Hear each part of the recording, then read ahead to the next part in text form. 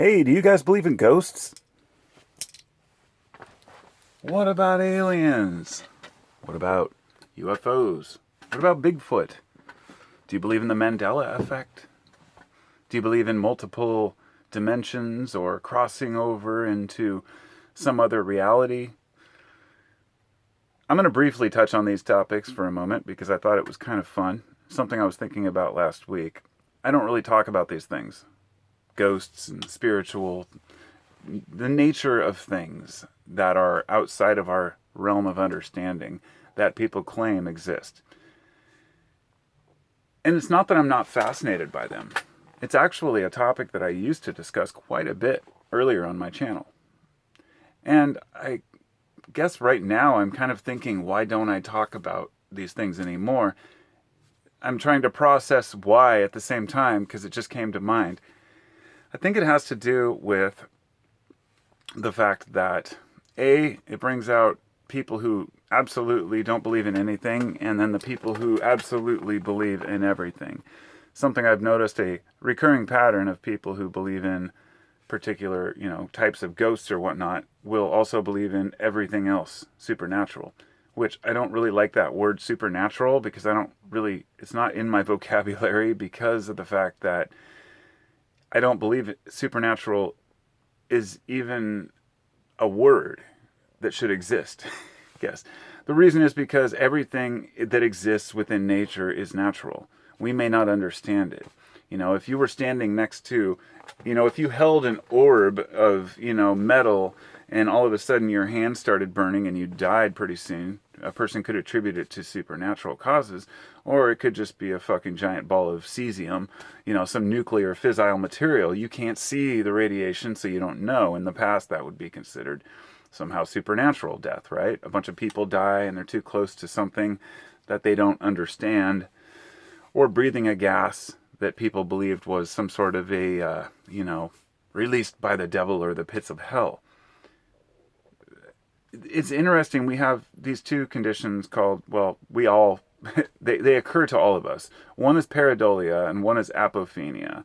And I believe pareidolia is when you think two things, I always mix them up. One of them means when you see faces in the clouds, basically. I think that's pareidolia. When you see human figures in the bushes or things moving that really aren't there, or maybe are there, but you perceive them differently or as a threat. This is believed to be an evolutionary advantage. And I've heard it explained as if you were a caveman and you were hunting and you saw a bush that looked like a lion, you would be much better off to have your brain think it's a lion, trigger you to get on the defense or run, rather than just assume it's not. Because the guys who didn't think it was a lion are the ones that got eaten when it was a lion. In other words, it's our natural defense, something that we can kind of laugh at. Oh, that looks like a face, but it's built into our psyche. The other one is a little more complicated. This is, I think that might be the apophenia. This is where you are seeing patterns that don't exist. And this is the folks who you jokingly see with the board of all the connected dots and the Illuminati conspiracies, and they say, look, these people put this advertisement out and it has these numbers and this certain length of time for the ad, therefore this company is working with the Illuminati for George Soros. And you've heard all the stories of probably haven't heard all the stories, there's plenty of them out there, but seeing patterns that don't necessarily really exist for any purpose. Because we as humans are pattern-seeking creatures. We tend to see things that we want to see. We tend to see patterns repeating when we pay attention. Perfect example is seeing numbers. I made a video several years ago called the number 333, or there was another one about the number 72 and all the different meanings it has. And I was fascinated with numerology and gematria and how, certain numbers could relate to, I even found this weird little pattern in pi that wasn't really a pattern, but to me it was. And I was just there's this book I have that's just fascinating. It's called I can't remember what it's called, but it's this silly little book about math and these supposed connections that all this math has. As a non-mathematician, I can't understand it all, obviously. But I've found that here's the point I'm trying to get at, which is that I would like to believe in the supernatural, as people call it. I would like to believe that after you pass away, your soul goes somewhere, and maybe even believe in ghosts, although ghosts seem pretty stupid. Why would you want to spend your afterlife haunting somebody from a closet? It's pretty much the silliest thing. But I can't doubt that there's some weird stuff that happens.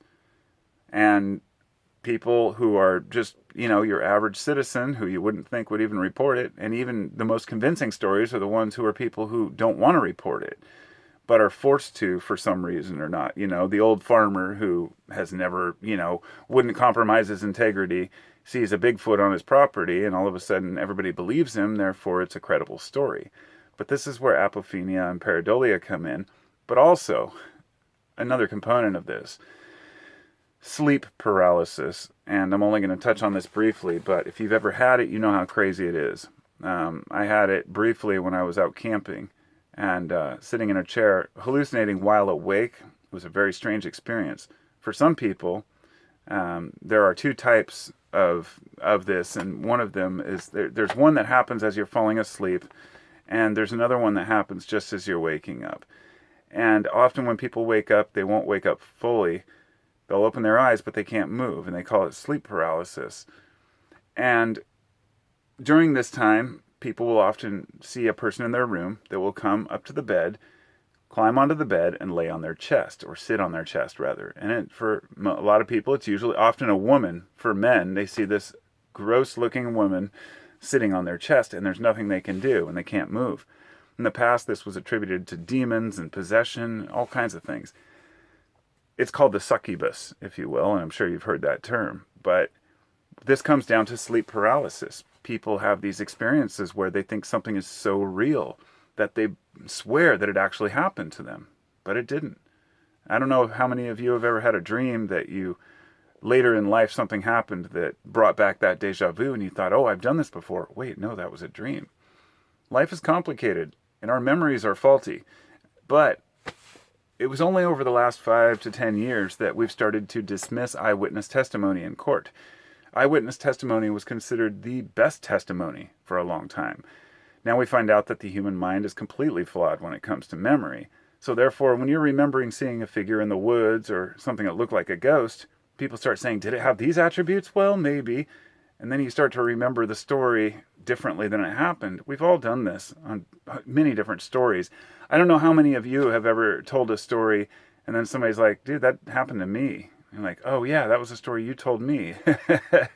So I think the most revealing factor as to why I dismiss a lot of this is because ghosts and UFOs and aliens, these things wouldn't change over a period of a few centuries. In other words, if there were, say, alien craft visiting us, which there very well may be, I'm not just discounting that it happens. I'm just discounting many of the stories and reports and videos that show this, these tin can looking UFOs back in the 40s, 50s, and 60s that all of a sudden started to get more technologically advanced right at the same rate as we did. But even more revealing to me is the fact that you don't hear anybody screaming about vampires and werewolves anymore, do you? Of course not. Goblins, trolls, sprites and fairies, although over in Europe and areas of England, in Scotland, they do have still a lot of a lot of gnome fears and things like that, but that's another story altogether. The point is that the things that we think of as, quote, supernatural have changed over the centuries, along with the mindset of people. Like I said, we don't hear about werewolves and vampires anymore. Instead, we hear about instead of a vampire being a bloodsucker, it's a chupacabra, right?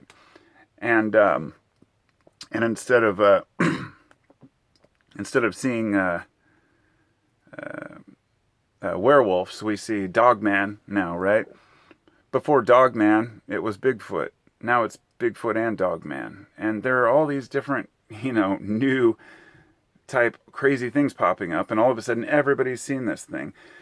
The Dogman story goes back to the, I think, 80s when somebody did a radio show over out east somewhere in the U.S. here, and it was kind of the 100th anniversary of this reported sighting of this dog-man creature. And so they did this show where they'd have people call in, and I think it was like a fake show claiming that this thing was real. I don't recall the details, but after that, the sightings became much more prominent. I mean, think about the Mothman prophecies, things like that. So I'm just kind of touching briefly on all this because it's all fascinating to me, but I take it all with a grain of salt. I think a lot of the time we just want to believe that there's something more mysterious, and there's nothing wrong with that. I think the only time it becomes a crutch is either A, when we end up spending money to go to a psychic to talk to a dead loved one, which to me is just cringe and complete bullshit, and I do not believe any of it. I do not believe in mediums. I do not believe in psychics communicating with the dead. I think it's all in their own head, and it's shameful, and it's sad, but people fall for it all the time. And so it's a problem when people believe too much of it, but it's also a problem that a lot of people don't want to believe anything is possible outside of their realm because they're so fearful that they might not have a full understanding of the world around them. I'm an open-minded person. I am completely open. The minute I see a Bigfoot, I'll be talking about it all day long. And I still have my suspicions that Bigfoot, the creature itself, may have existed in the past, and maybe it still does. People say, oh, well, I've even argued the point, there's trail cameras everywhere. Why aren't they ever seen? You know, we've got to leave a little bit open for wonder and curiosity. But then you start hearing folks say that Bigfoot is interdimensional, or they can shapeshift, or that they can be invisible, or they're psychic, or they can block your thoughts. Just so many weird stories that we hear. Along the same lines, I'd like to bring up one final topic that just popped into my head before I go. Because I mentioned a little bit about ghosts and Bigfoot. I'd like to talk about aliens for a minute, and this idea that aliens visit us and take us away in their ships, give us a butt probe, and send us back to Earth with our no memory. This is also very similar to what happens in sleep paralysis. People have something that seems like it comes into their room or a bright light. And I was once a very adamant, alien, at least wanted to be a believer. I did all the research I could, and I was like, okay, this looks interesting. What's going on here? And I came to the conclusion that most likely a lot of the stories through the 60s and 70s about UFOs were planted by the U.S. government in order to scare Russia and other countries into thinking we had more advanced technologies than we did. Because now we know that a lot of UFO stories were actually fabricated by the CIA in order to fool other hostile potential enemies into thinking that we had more technology than we did. But there are still weird stories about strange craft coming down and rendering our nuclear weapons, unusable at certain times. These are from top brass. I mean, these things have happened. So what do we think about this? What are we supposed to think? I don't know. But I would say that anything that's happened today, it would be hard to determine any UFO or craft you see today. It would be very hard to say that it's alien with the advances we've made as technology, within our government, within various military and private sector. I wouldn't be surprised if we're already moving, past the speed of sound in a flash. Humans are becoming the aliens. Let me just tell you this. If aliens do exist, I've often thought the most likely explanation to me is the weirdest one, that they really are us from the future. But then, of course, that leaves open the idea that we actually have a future. And it's hard to think that humans could ever come together and agree on anything. But we do a pretty good job. We make it through the day. And ultimately, I think it's important to talk about these topics, doing so respectfully. For people who believe in all these things, you have to understand why people don't and what people require for evidence. You can't call a person closed-minded just because they don't believe what you believe. And I've had this happen to me so many times. I say, I don't necessarily believe in that. Oh, don't be so closed-minded. You got to do more research. The old do more research, the famous 3 words. I've done all the research on UFOs and aliens and Bigfoot. I've listened to all the stories, all the encounters. I love this stuff. But I'm a skeptic, and I'm rational. So I take it with a grain of salt. So I'm always open for a discussion. And I'm waiting for that to drag that Bigfoot carcass out of the woods. It's a joke. I wouldn't kill a Bigfoot, but anything's possible. But as I said, the only time it holds us back is when A, we become obsessed with it to the point where it consumes us, and a lot of people get really into that stuff, or B, when people, scold others and harass other people for what they believe. It's a weird world. It would be weird for me to see, like, for example, a Christian laughing at a person who believes in Bigfoot. I'm like, wait a minute, you're laughing at a guy who believes a primate may exist that a lot of people have claimed to see, but you believe what? And that's no offense to Christians, just the idea that we have to look at the absurdity of our own beliefs. Not having any beliefs is not an option. We have to believe something, because that's how we survive. That's how we function in life. But you got to leave your horizons open. And being open-minded, 2 things to say about that. Number 1, my favorite quote is, don't leave your mind so open that your brain falls out. And number 2, being open-minded also is open-minded to realize that these things might not be true. So with that, I'd be curious to hear all of your thoughts. Thanks for coming along. Be sure to check out the latest podcast. And it's on all platforms. 15-minute free thinking is what it's called, the podcast. And I'll talk to you all next time. Peace.